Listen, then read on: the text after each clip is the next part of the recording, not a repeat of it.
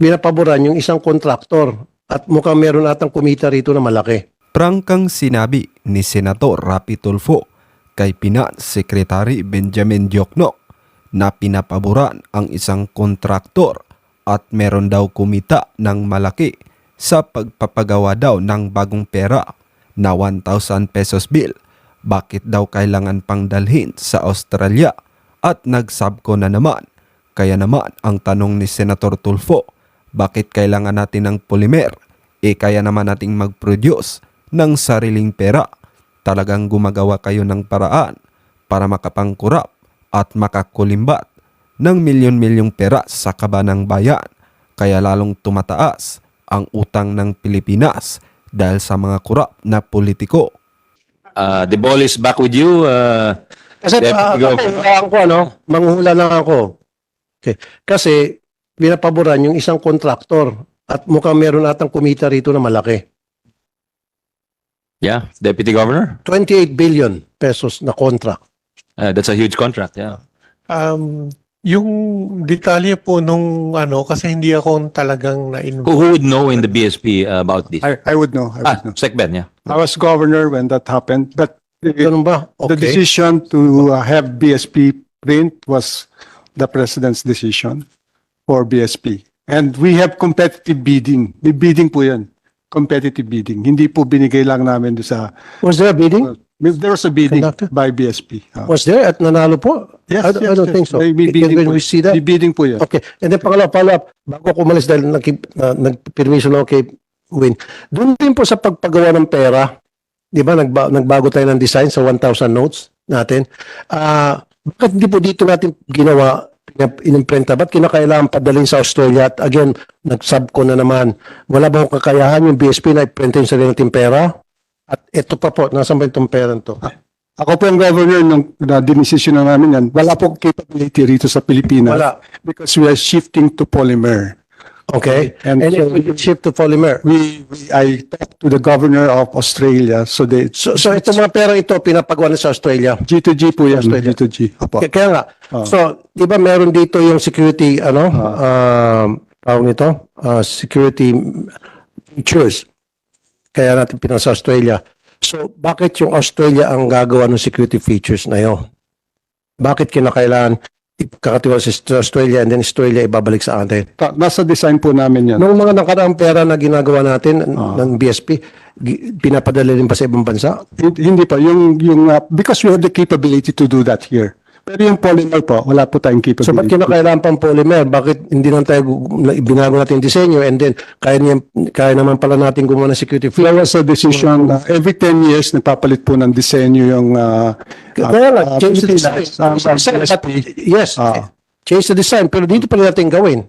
Pero wala naman natin, wala nga po capability for polymer production. bakit kailangan pumunta tayo sa polymer? Who made that decision na kailangan pumunta tayo sa polymer? The Central Bank Monetary Board decided. Well, Because it's safer, it's more economical. Anong pinagkaiba? Wait a minute. Anong pinagkaiba nung nitong perang ito at saka yung sa dating pera? I've seen the data na for the past 10 years, about 7 million lamang ang nahuli ninyo na mga with the permission of the Honorable With the Wayne permission Gatchalian. of Senator Gatchalian. Yes, Sen Raffy. Yes. Medyo off-topic to ng konti, pero my question is directed to the BSP. Ito po ay may kinalaman doon po sa national ID na may budget po ng 28 billion and it started back in 2018 and hanggang ngayon hindi pa rin po natatapos. Ang akin lang po pinagtataka, inarbor nyo po sa PSA yung pagpapagawa, pag-a-assign, pagbibigyan ng task kung sino po yung gagawin national ID. Na matapos nyo po ma-arbor, isinabcontract nyo po sa isang company. And nung matapos po may subcontract, yung ngayon, sa palagitnaan, nagkagewang-gewang na po yung paggawa ng ID, nagkaroon ng problema. And from my understanding, there are about 20 million na mali ang disenyo, kaya babaguhin. Anong mangyayari doon sa bagong disenyo? Itatapon na lang ba sa basurahan? At ano na lang yon? Kumbaga, wala na yung mga nagawa ng maling ID kasi gagawa kayo ng bagong design or magpapalabas kayo ng corrected design and then yung lumang design and the corrected design, gagawin lang kayo ng konting correction doon. So meron tayong dalawang klaseng disenyo. Please, Thank you. would you know about that, Thank you, Deputy Governor? Mr. Chair. I just have some notes that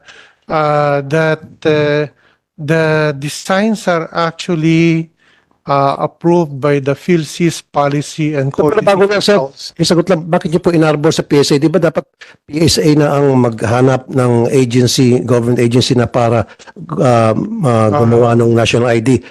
Para sa akin, di ba dapat yung National Printing Office ang may capacity din? Or kayo pa meron din kayong capability sa BSP, bakit po kinakailangan yung isa? Na-request po ang BSP na tumulong.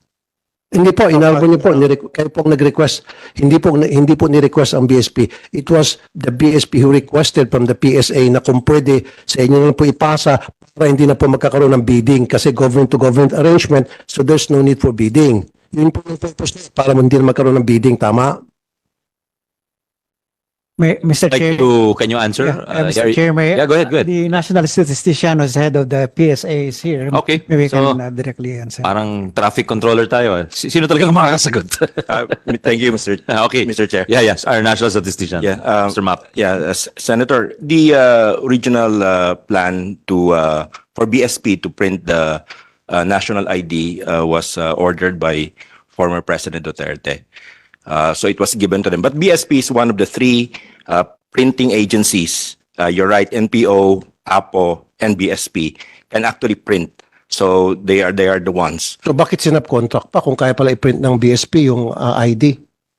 Ng national ID, ba't kinakailangan i-subcon? Thank you. And Win will follow you. Yeah. Thank you. Thank you, Mr. Chair. Be rest assured that the 10 minutes will be very fast and direct to the questions. Anyway, this is the DBCC. So, Mr. Chair, this is the policy. So we would know already, as vice chairs, the directions of the current administration, and we'll take it from there. And we will just ask the detailed questions probably as we hear the different departments. I'd like to ask anybody from the BCC, and I'm glad that one of the priorities of the Marcos administration is to continue the infrastructure development, no, which we have been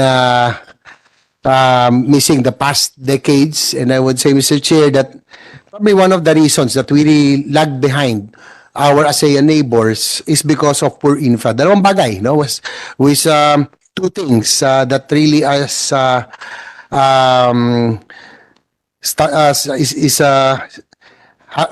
are having problems, no. We're trying to get foreign direct investments, but there are two things that hinders us from getting them. They're going to Singapore, Malaysia, Indonesia, Thailand, and now Vietnam. Before po, kung hindi ako nagkakamali, we were third or at least top 5. But now Vietnam has over in terms of foreign direct investments because of two things: high cost of electricity and poor infrastructure. And I'm very happy that the President mentioned already in his initial SONA and the recent SONA that infrastructure will be given will be given priority. Siguro si Sec Joc or Secretary Balik sa akin can answer.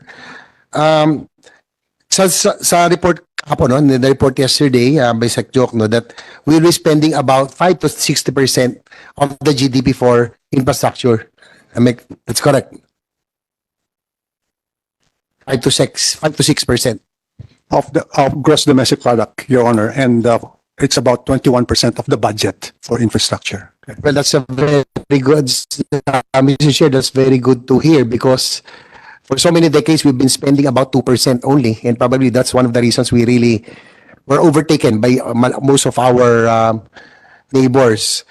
And also, just to give you an example, infra spending Philippines now is 5.3, hopefully to maabot tayong 6%.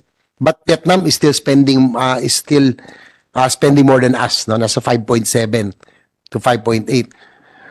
My question is there a way that we can still increase so that because we have a lot of catching up to do because in my own estimates in terms of infrastructure development, we're probably about 20 or 30 years behind. Your Honor, I think 5.3 is an underestimate of what we will spend for infra next year and the following years, because the new program now considers public-private partnership. So in fact, if you notice in the 94 priority projects, 30% of the 94 projects will be done through public-private partnership. In addition, renewable energy that's purely private. In fact, power is purely private in this country. In other countries, yung power and water are government projects, or even telco are government. In our case, telco is private, power is private, and water is private. So the 5.3 is actually an underestimate. It's sponsoring the PPP reform as we speak. Later, he'll be on the floor. Yes, in fact, hopefully we finish interps today. So hopefully second, third reading by next week. So one of the priority measures will be passed today. That is the PPP measure. Anyway, so in your estimate, so 5 to 6% is what government is spending for infra. And if you add the PPP project also altogether, abot ba tayo ng 8%? Thereabouts? Easily. Plus, hindi pa ho kasama yung LGU, yung Yes. projects ng LGU. Well, that's very good to hear because as I've said, we have a lot of catching up to do because these countries, I remember Malaysia in 1990s already invested heavily in infra.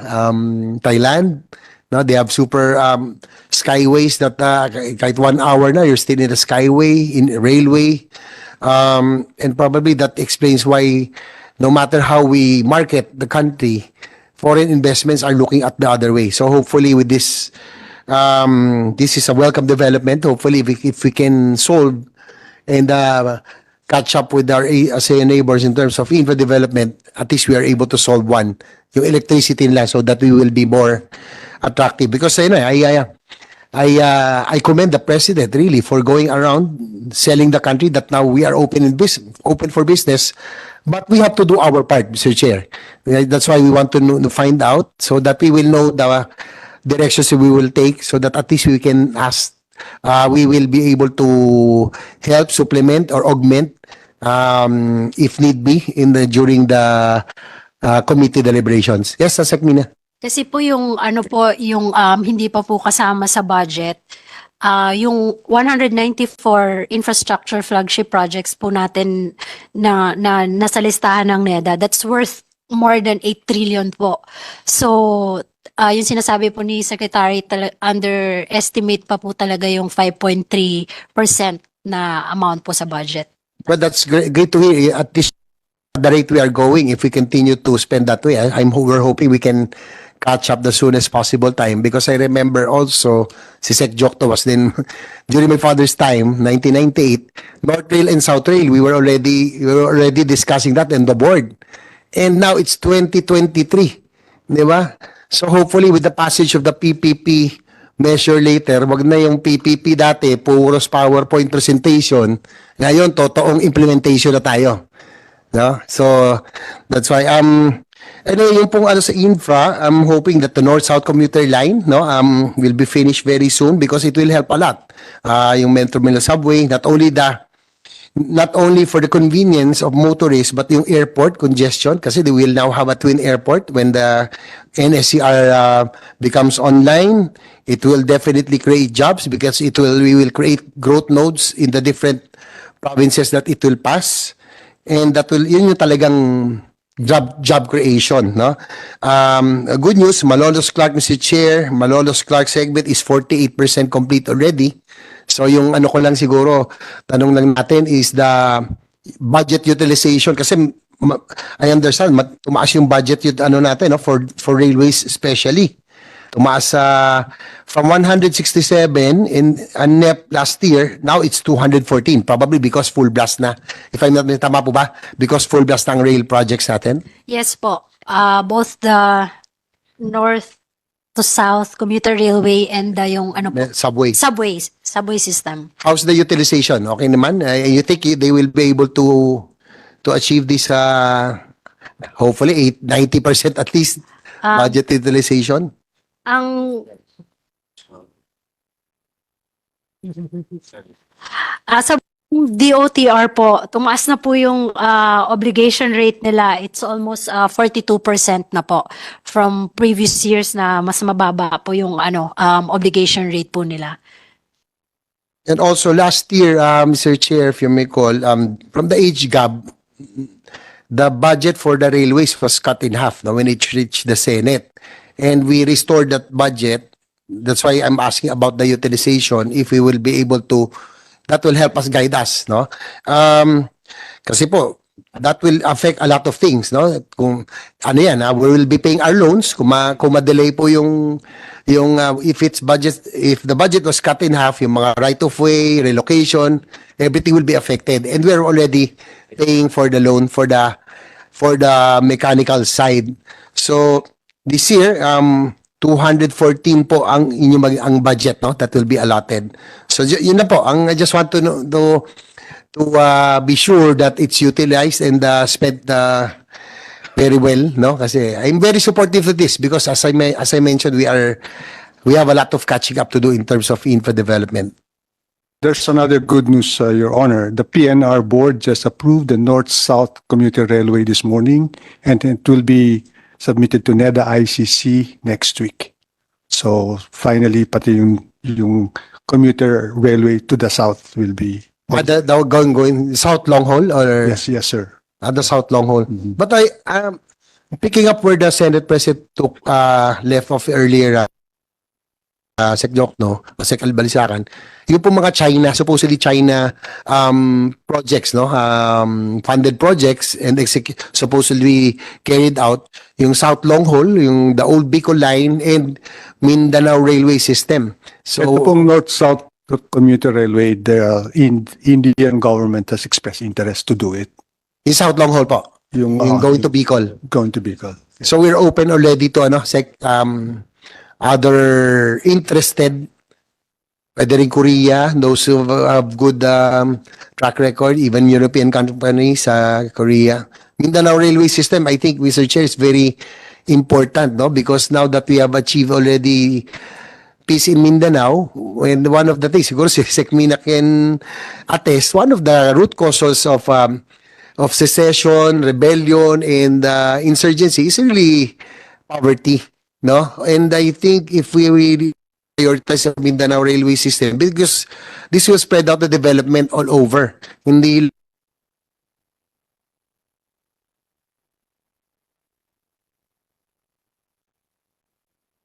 pushing for the Mindanao railway system. Hopefully, yung na ano siya, no, what's this?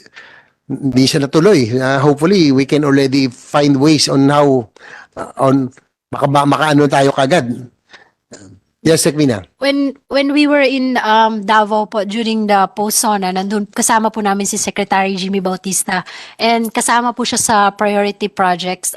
They will continue po. I think yung design po ongoing na rin po kasi nakasama po siya before dun sa mga China projects and maybe they will offer it to other development partners.